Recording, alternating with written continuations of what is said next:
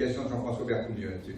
Mais... Bon, le problème, c'est qu'on a besoin de cet apport dans les périodes chaudes. Ouais. Or, pendant les périodes chaudes, la Garonne est à l'étiage, il n'y a plus d'eau à cause de la chaleur et à cause du pompage pour les champs de maïs. Oui. Donc, ça sera 35% de quoi? Vous voyez, alors, donc une autre approche aussi qui est intéressante, une autre question qui est intéressante que vous soulevez, c'est la notion d'approche systémique. La notion d'approche systémique, c'est-à-dire qu'on ne peut pas dire on fait de la géo-ingénierie tout seul, notamment si on travaille sur l'eau, parce qu'effectivement, il y a aussi le monde agricole. La question qui peut se poser, et c'est une question dans le Sud-Ouest qui est un débat en permanence, c'est est-ce qu'il ne faut pas faire des petites réserves d'eau un peu partout, et je travaille avec la Fédération de la Noisette. La Fédération de la Noisette a mis en place un système avec des petites réserves un peu partout, parce que les noisetiers, ça donne un peu d'eau, et ils ont des petites réserves d'eau un peu partout pour pouvoir alimenter. Donc c'est aussi la question de l'aménagement territorial. Enfin, on rentre vite dans des choses assez compliquées. C'est vrai que c'est plus facile de dire on balance des choses dans l'atmosphère ou on va mettre des trucs au coin de la grange, parce que ça ne touche pas à notre... Je provoque un petit peu. Oui, une question sur, peut-être pas tout à fait à jeun, mais en gros, la politique locale et la politique centralisée.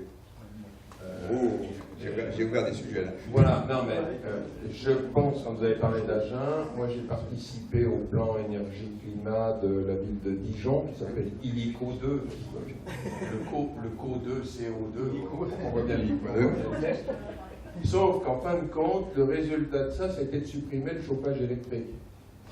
Enfin, de proposer de supprimer le chauffage électrique, le plan énergie-climat sur Dijon. Donc, le remplacer plutôt par du chauffage à gaz, qui est évidemment... Donc la grande... Mais on espère qu'il avait diminué, il y avait un peu de sobriété dedans, non? Oui, on en parle beaucoup de la sobriété, on ne la voit pas venir, mais voilà, c'est un peu ça l'idée. Moi, Moi, je pense pas que l'aspect local, enfin, ils peuvent faire des bêtises au niveau local, parce qu'il y a quand même moins d'intelligence localement que voilà. Ah, ouais. Je suis un jacobin, vous l'avez compris. Et les Dijonnais vont être comme ça. Oui, mais c'est la vérité. Oui. Je voulais juste insister sur la distinction que vous avez faite sur l'un des graphiques, une distinction entre ce qui est... gestion du rayonnement solaire gestion du et rayonnement solaire CO2. ou CO2. Et il me semble que, en fait, les questions éthiques correspondent aussi à cette division. Enfin, en tout cas pour moi. Oui, dites-moi. C'est-à-dire, éthique au sens où l'ampleur de l'action de l'humanité sur la nature, ça pose des problématiques. Tant qu'on discute du CO2, on en a mis, on essaie de le retirer, on essaie de le gérer, etc. Bon, on est dans quelque chose qui est, disons, une trajectoire plus ou moins connue, on essaie de revenir en arrière, et puis, etc. Quand on fait autre chose, on maintient ça. Du point de vue technique, il peut y avoir des effets rebonds. J'ai vu que vous avez un truc là où il faut le faire sans arrêt, parce que sinon, comme on continue d'accumuler le CO2, donc tous les effets, ils sont là, pas seulement en température, mais acidification des océans, tout ce qu'on veut, etc. Donc, à mon avis, il faut insister sur cette distinction, parce que sinon, tout ça, c'est considéré comme de la géo-ingénierie, mais il me semble que ce qui concerne le CO2 doit être vraiment rangé dans une catégorie à part alors, du point de vue éthique. je comprends très bien votre remarque. Vous n'oubliez pas effectivement que, quelles que soient les techniques, il y a quand même des risques dans le futur. Quelles que soient les techniques, et on voit bien la question qui a été posée sur le stockage du CO2, on engage le futur. Et si on fait du stockage de CO2 en très grande quantité, on est en train de, on transpose du risque, on repousse le risque vers le futur. Donc c'est un peu le point de vue éthique. Je suis d'accord avec vous qu'il y en a quelques-unes, il y a quelques techniques qui, le CO2 peut être donner l'impression et effectivement être mieux maîtrisé que des techniques où, alors je vais y aller tout de suite, je le prends à l'envers. Voilà. Vous l'avez vu passer. Effectivement, ça c'est une modélisation qui dit effectivement, voilà si on fait rien, donc c'est une modélisation qui a été faite en 2009, voilà ce qu'on fait rien avec tous les... avec toutes les hypothèses possibles de changement climatique. Et voilà ce qui se passe si on fait de la géo-ingénierie. Entendons-nous, il faisait de la géo-ingénierie, mais l'idée c'était de mettre des sulfates dans l'atmosphère. Voilà. On peut avoir des choses comme ça, et puis en 2060, je vous montrerai un scénario possible, en disant en 2060, on arrête de faire de la géo-ingénierie, on arrête de faire de... Et alors tout d'un coup, et voilà ce qui risque de se passer. Donc on a des effets rebonds, qui peuvent être extrêmement importants. Je voudrais illustrer simplement des risques de conflit d'usage. Pour faciliter l'atteinte du point Lagrange, il suffit de convertir les panneaux photovoltaïques en réflecteurs. Mais ça ne plaira peut-être pas à quelques-uns.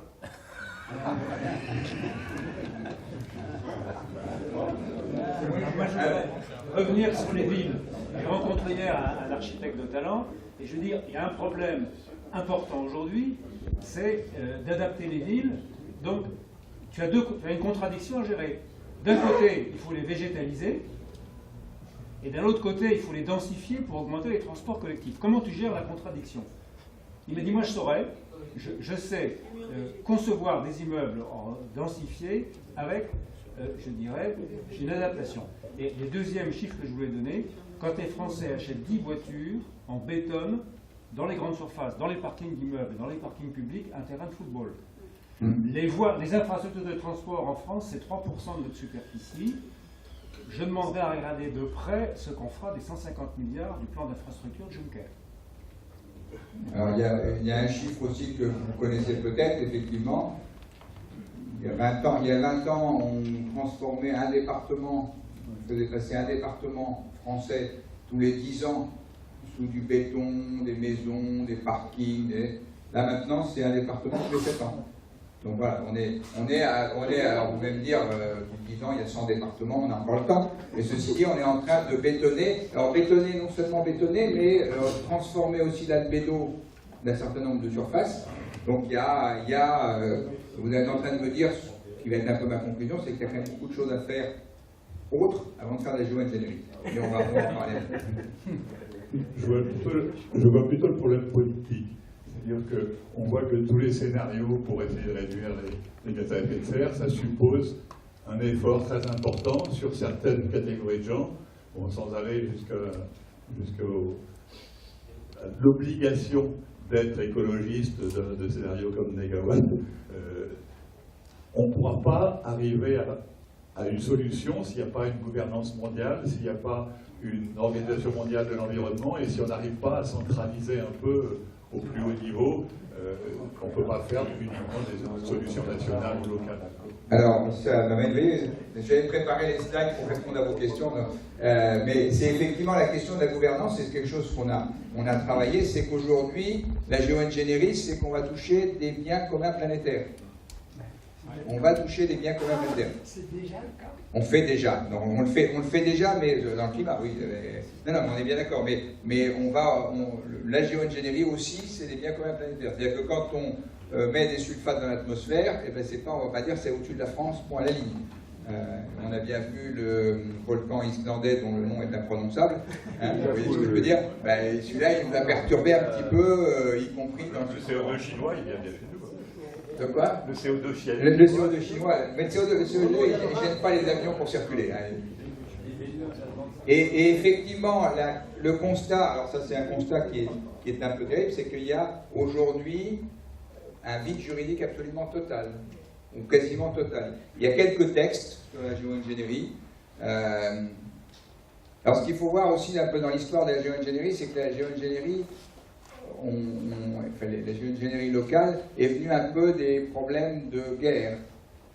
On faisait pleuvoir sur le Vietnam en disant voilà, on avait des techniques. C'est pas vraiment de la géo-ingénierie, mais dans l'esprit d'un certain nombre de gens, c'est on modifie le climat localement pour arriver à embêter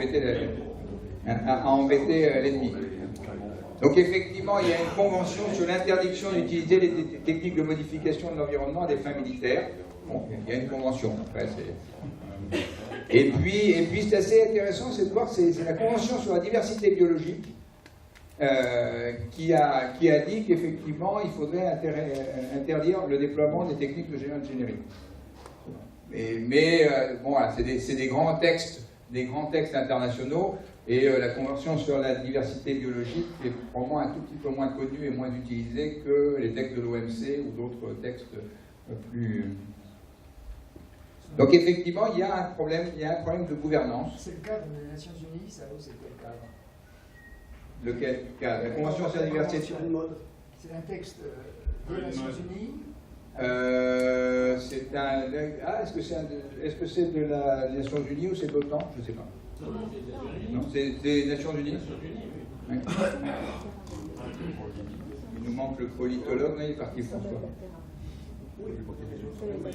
Alors aujourd'hui, les chercheurs se sont donné un certain nombre de principes, qu'on appelle les principes d'Oxford. Donc la géo-ingénierie comme un bien public, participation du public dans les processus de décision, et là on parle bien des démarches de recherche. Aujourd'hui, c'est des principes de chercheurs. Divulgation et publication ouverte des résultats de la recherche et nécessité d'une évaluation indépendante.